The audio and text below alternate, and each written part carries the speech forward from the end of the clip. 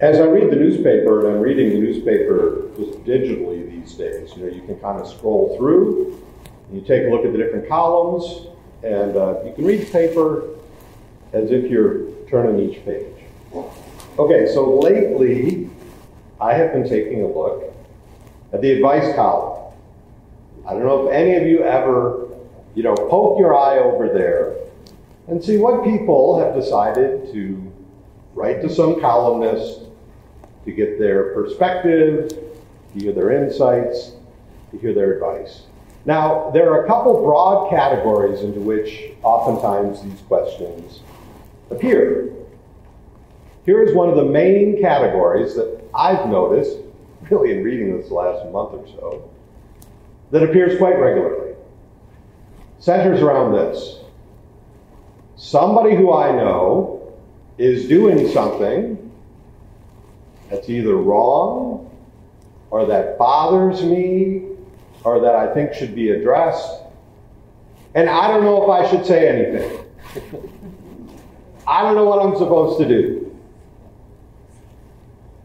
Well, sometimes as we look at someone's uncertainty about how to approach someone else over a situation of sin or concern or something that's disturbing, the fact is that that underlying relationship might be rather fragile. Because one would hope that if you're in a loving, ongoing relationship, to express something that might be a little bit challenging, something that might require a little bit of perhaps self-reflection on the part of the recipient. If we want to engage in that, the best foundation is for that to be built upon a loving relationship.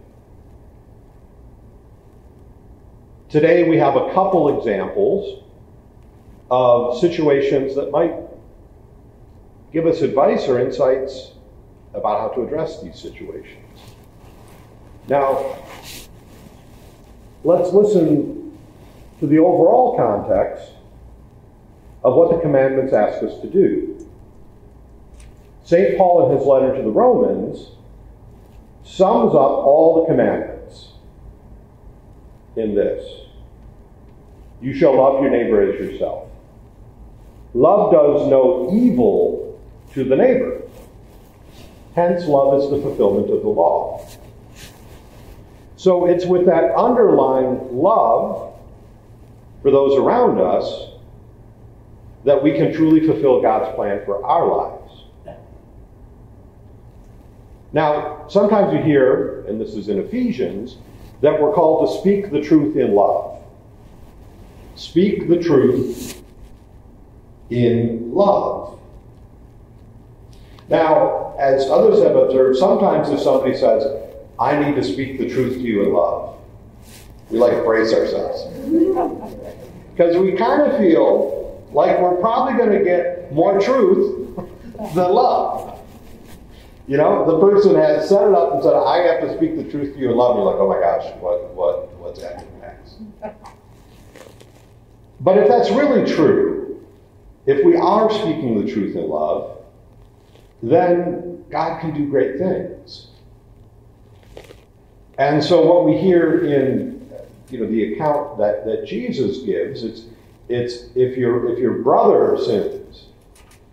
So it's starting with that context of a relationship of love. A brother relationship, a sisterly relationship is rooted in love.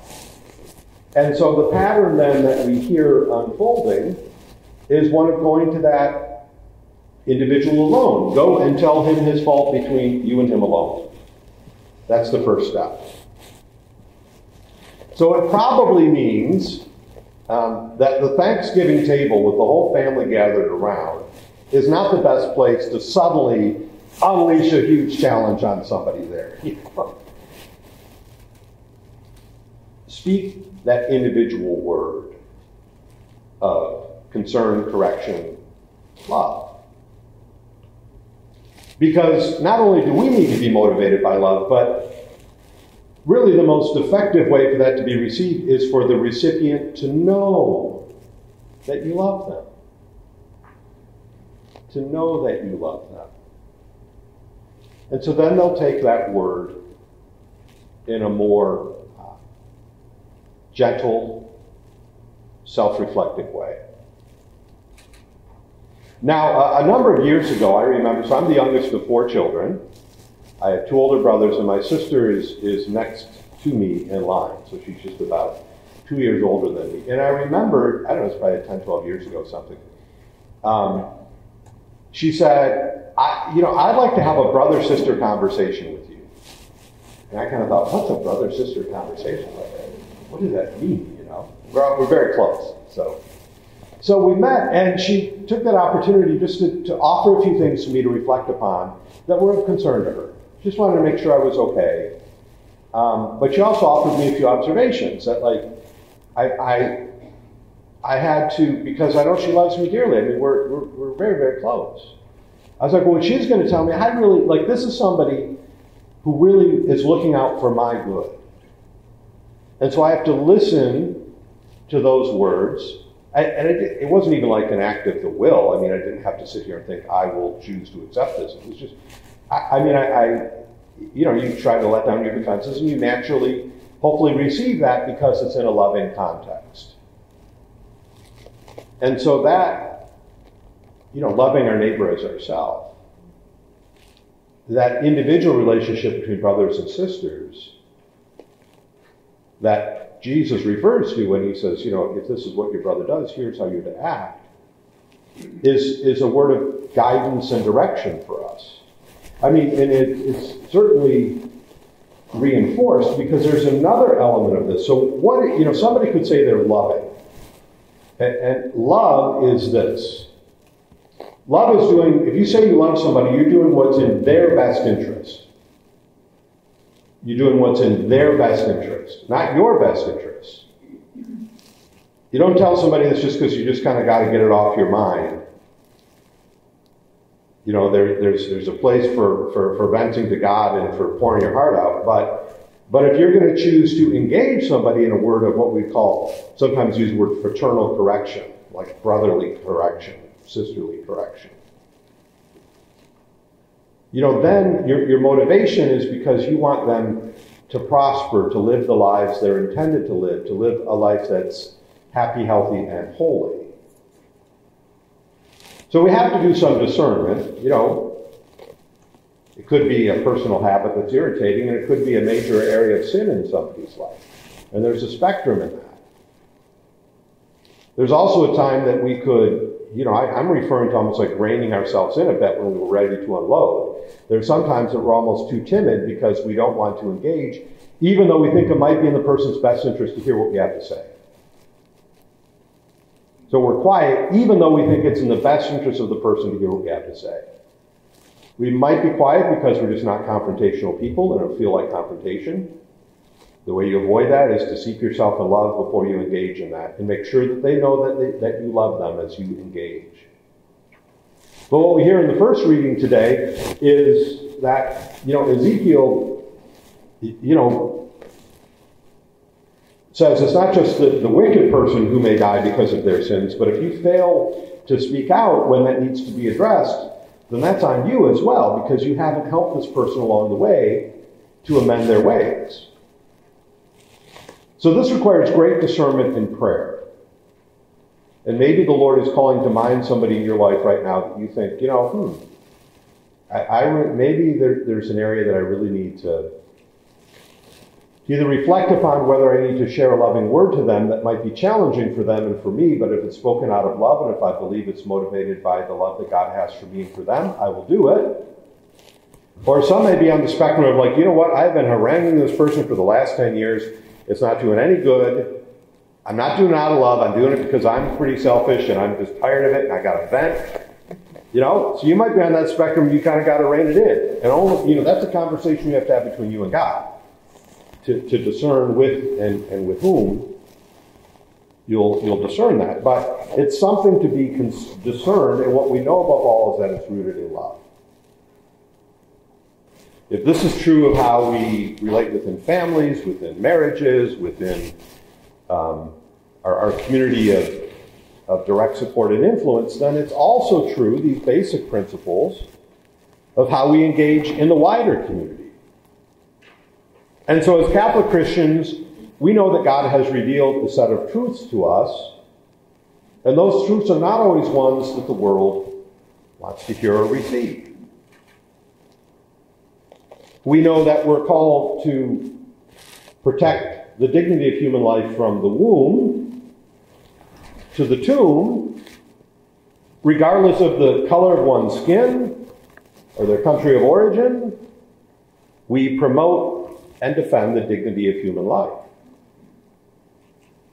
And so as public discourse ensues, be it a political discourse or kind of communal eruptions, those two need to be rooted in love. And so in a world that is exploding and unfolding with the cries for justice, which are always part of the prophetic role to call for justice in the world, justice and mercy, the root of any of those forms of engagement needs to be rooted in love.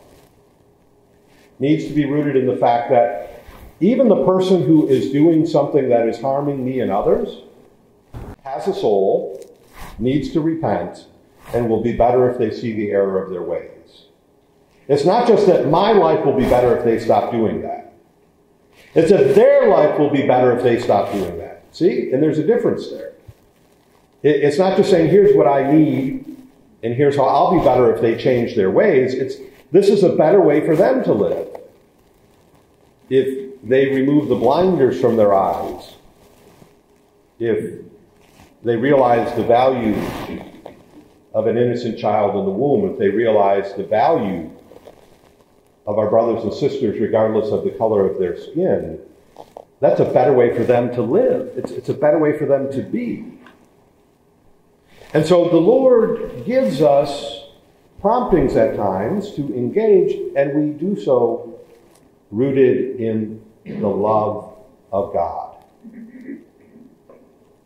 Now, this upcoming week, around the United States and here in the Diocese of Gary, we're being called on Wednesday to a special day of prayer and fasting. See, it starts with ourselves.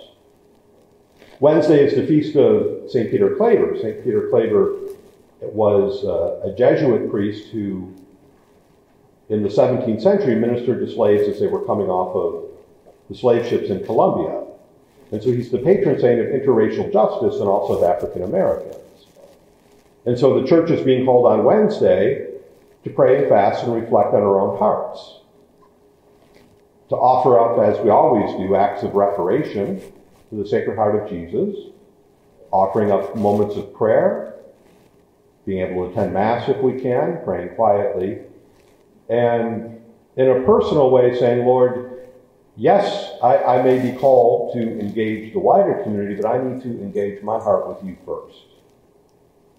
I need to make sure that I'm motivated by love in all that I do, and that I'm in right relationship with a loving heart. So then, as I hear your prompting, I can go forward.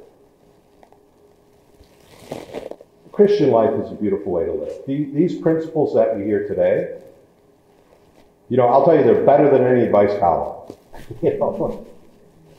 You got to be motivated by love. The person with whom you're engaging needs to know that you love them. You have to pray and discern as to whether you've been silent too long, now it's time to speak, or whether you've been shouting at the same person for 20 years and it's time for you to be quiet because the Lord's got to move in their hearts and I got to get the relationship right. Most of the challenges when it comes to this kind of engagement is because the underlying relationship is fragile and is not rooted in the love of God. And if we get that underlying foundation right, even if it's just on our side of the equation, even if we're not sure what the status of their heart is, but we know the status of our heart, then move. Then it's time for you to put into practice the words that we're given today. God loves us. He loves our neighbors. He calls us to live in that love so that we can if we're called to say, I have to speak the truth to you in love, and the other person doesn't brace. Because they know there's a lot more love. My brothers and sisters, let's discern with God how we may speak that truth in love.